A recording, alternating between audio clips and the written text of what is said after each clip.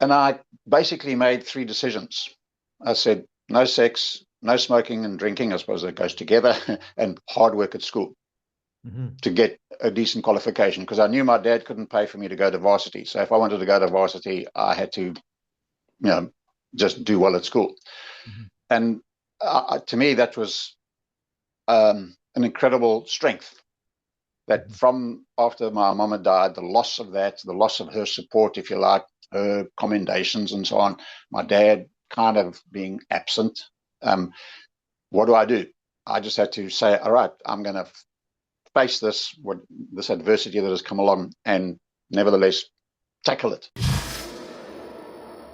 Hi there, Dad. Talk number Okay, four, well, father and son well, chats. here we are. Yeah, back again. Thank Yeah. you.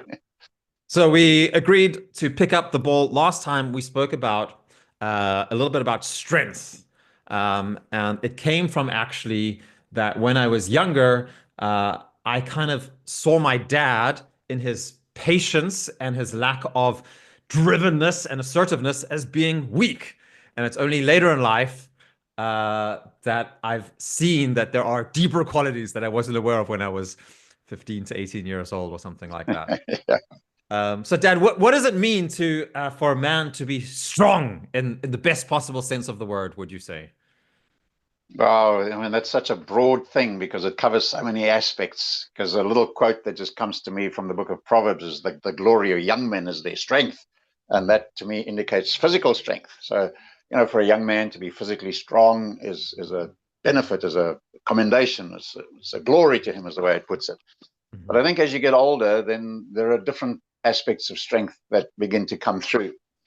And it's not an easy thing to define because it's got so many different aspects and nuances and influences to it. But to me, when a man is faced with adversity, that's when the strength of a man shows, so that he can face the adversity, work through the adversity, and stand in the adversity. Mhm. So to me, there's a good balance there, or a good indicator of a man's strength. It's like an inner strength. Mhm. Um, and yes, I obviously would not be encouraging a man to, just let his body go as he gets older either. That's why I'm still trying to keep mine active. And I still don't think I'll beat you at push ups, but certainly not at pull ups. But, so keep the body in shape. But that strength is not the real strength of a man, and certainly not of an older man. Mhm. Yeah. Yeah, when you say like it's through facing adversity, I'd say also like willingly taking burdens upon yourself. Everybody knows that that's the way to get physically strong, of course, but there's Yeah. kind of like a mental, psychological, a spiritual strength that can also be grown and developed. I think I've really realized like, it's how we go through hardships in our life and meet hardships in our life that really determines our character, our person, and developing Yeah. strength entails taking up a heavy burden, a meaningful heavy burden, of course, in a kind of Yeah. as far as responsibility is concerned. And sometimes that's deliberate, and other times life just gives you a curved ball. Hmm. I can maybe use a little example from my youth. I was 13, 14 years old when my mom died, Hmm. your grandmother, which you never knew. And I certainly bawled my eyes out. So people would have said, he's weak. Look at him. He's a baby. He's crying. So that might have been the case. But I remember making some very resolute decisions after mom died. And it was because my dad had moved us into a flat in town and he was working shifts. So we kind of passed each other like ships in the night in the little flat where we were living. And I had to make a decision, or a couple of decisions. Hmm. Which way was I going to go? What was I going to do? Because my dad wasn't there to check or to supervise. My brothers, one was already in college, the other one was at another school because of a maths teacher that wasn't in the local school, and so on. And I basically made three decisions. I said, no sex, no smoking and drinking. I suppose that goes together, and hard work at school Hmm. to get a decent qualification, because I knew my dad couldn't pay for me to go to varsity. So if I wanted to go to varsity, I had to, just do well at school. Hmm. And to me, that was an incredible strength. that from after my mama died, the loss of that, the loss of her support, if you like, her commendations and so on, my dad kind of being absent. Um, what do I do? I just had to say, all right, I'm going to face this adversity that has come along, and nevertheless tackle it. Not try and run away from it, but tackle it. And to me, that was strength. Mm-hmm. So it required strength to make that decision, and it developed strength to keep it, or yeah, To I guess keep there's a it. kind of interplay. Keeping it was the tough thing, right? But Yeah. hmm yeah. And maybe that decision was prompted by two boys who came into our school from the big city. We were in a little town called Witbank, and it was a Yeah, coal which today mining isn't a town. little town anymore, right? But Well, yeah, it's a biggish town, but so in comparison to the city. harder So to. one came from Joburg, the other one came from Pretoria, and they were very worldly wise, and they came up with statements and things and situations that I kind of hadn't encountered before. And I just looked at that and I said, that's not for me. Mhm. And there was now pressure from them because they were the tough guys from the city, and they were popular with the boys and so on and so on. And I just said, not for me. And Mhm. it was just a decision. And then to now maintain that, because now the pressure's on. Because, come on, why don't you come with us here? Why don't you do that? Why don't you come along here? Give it a try. All that kind of stuff. And yeah, there was just a strength, an inner strength that just said, no, that's not for me. And Mhm. also, I started running.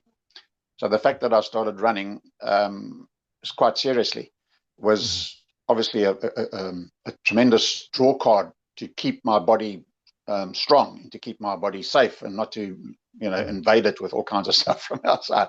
So that was part of the decisions, I suppose, that I made, and just said, no, I'm not going that way.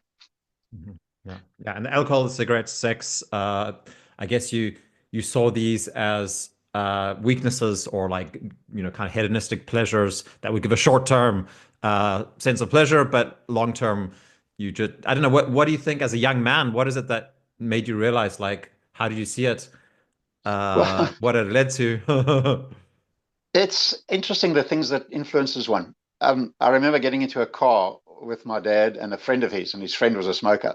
Mhm. And I can't remember why we were in the back seat, but anyway, we were both in the back seat of the car. And accidentally, this guy burnt me with his cigarette, and that smell of smoke and that burning of the cigarette kind of just made me averse to it, more Mhm. so than thinking, this is going to damage my lungs. In those days, we didn't even think about damaging your lungs. It was everybody was smoking, and it wasn't a damage to the lungs at all. Mhm. And then the other thing that happened is my dad used to love rugby, and he loved having little parties for the rugby team, the local rugby teams. And one night there was a party on in our home, and I saw him drunk, and I just thought, this is dreadful. Mhm. And I just kind of from there said, not interested in this stuff. Mhm. Then, much older, after Mama died, my brothers took me to a motor race at Kyalami, and broke open the beers and handed them out and said, now, come on, you're old enough now, you can have a beer. And I tasted this stuff and I thought, this tastes terrible. Why on earth would anyone want to drink this stuff? Yeah. And that was also for me just a no-no. Yeah. Yeah. Okay. So I think this is really useful for understanding strength as a young man and kind of resolute decisions as like principles for living life, which are preparing you. And then as I've been thinking about this talk, then I've really been thinking about fatherly strength. And fatherly strength, I guess, is something about taking responsibility, being strong for other people in a way. Yes. But it's also about not forcing your opinions onto them, especially if you have teenagers, right? As I have now myself. um, and so there's something about a patience there, and I've really noticed the power of silence a lot of the time, and the wisdom in silence of not, like I think that my son knows what I think about stuff by now, and often me telling him again is actually driving him the opposite way of where he's wanting Mm. to go. And at the same time, Dad, I can't help but sometimes have the feeling like, why didn't my dad do something about, when he saw me doing this and this and this in various situations in life? So, why do you think? where does that go as far as fatherly strength is concerned? As you say, that it's patience, but it's also trusting in the seeds that were sown when you were young. Mhm. So there's again a thought: bring up a child in the way that he should go, and when he's older, he won't depart from it. Mhm. So for me, there were seeds that were sown in your life when you were young, and then I know that Cat Stevens song that we talk about, where you feel you've got to break away, and Mhm. that was perhaps more so with you. You felt you needed to be alone, stand on your own feet, be your own man. And for Mhm. me to have quenched that, I felt would have been very counterproductive, because then you wouldn't have been you. And I certainly didn't want to break your personality. What I wanted to do was be there for you, stand strong in what I believed was right, and Mhm. be patient to let you, if I can use the word, bump your head.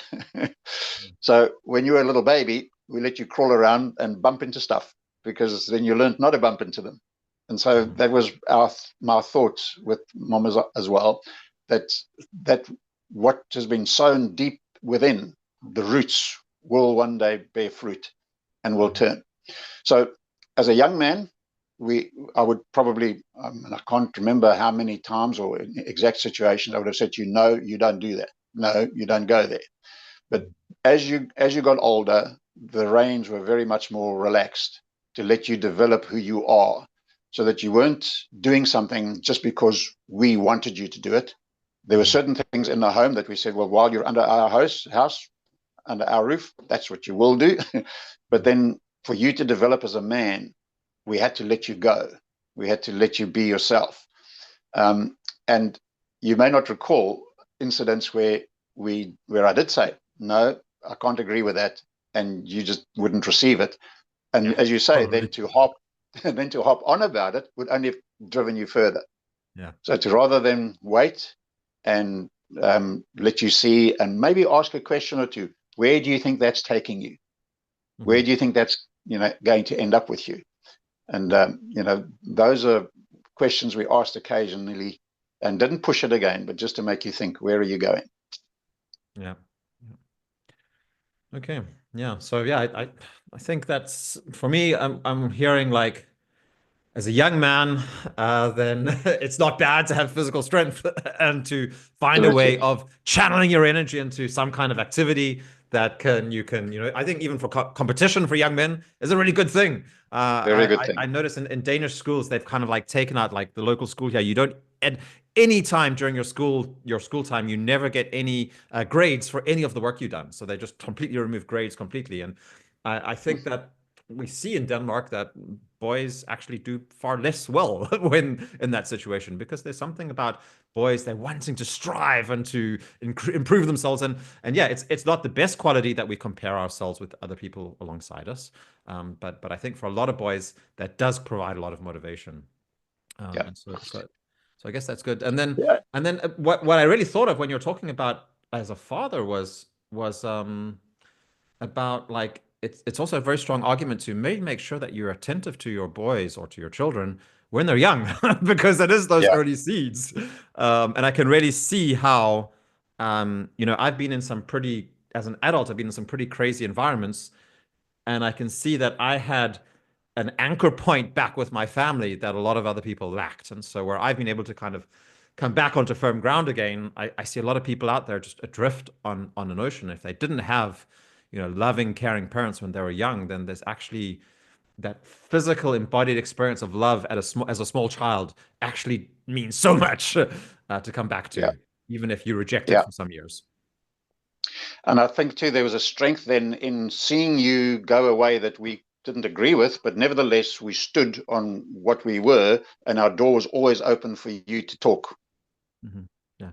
We And you still never had tried to holidays push. together. You never pushed it into me. I actually just met with Never pushed it. Brit and Bo the other day as well, and they were also like really like, wow, yeah, your parents they're very non-forceful with their ideas.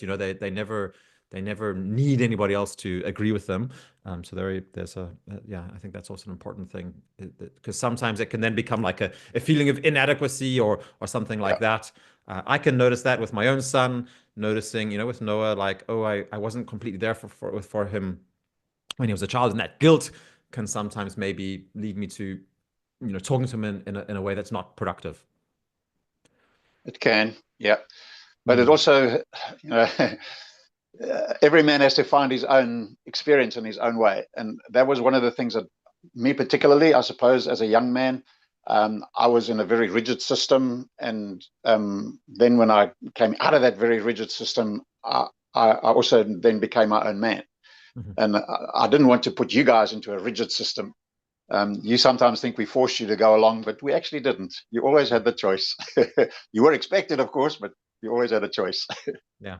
Well, let's save this one for the next conversation, Dad. I think that's really interesting because I know you grew up as a Catholic in a church that was quite strict and lots of various systems, and sometimes I've really had the thought that you kind of the pendulum swung the other way from, like, obviously I agree with you, like having a pope as the one man who's basically God on earth, who decides everything. That's too much. And then I know in your church today you have a kind of like very very flat organizational structure. So that sounds like a good talk to have next time about how that influences understanding of hierarchy and leadership and also fatherhood, I guess. Yeah, yeah. Yeah, that sounds a good, interesting chat next time. Yeah. Okay. Good. Okay, thank you. Thanks very Good, much, good to Dad. chat to you. Yeah, great.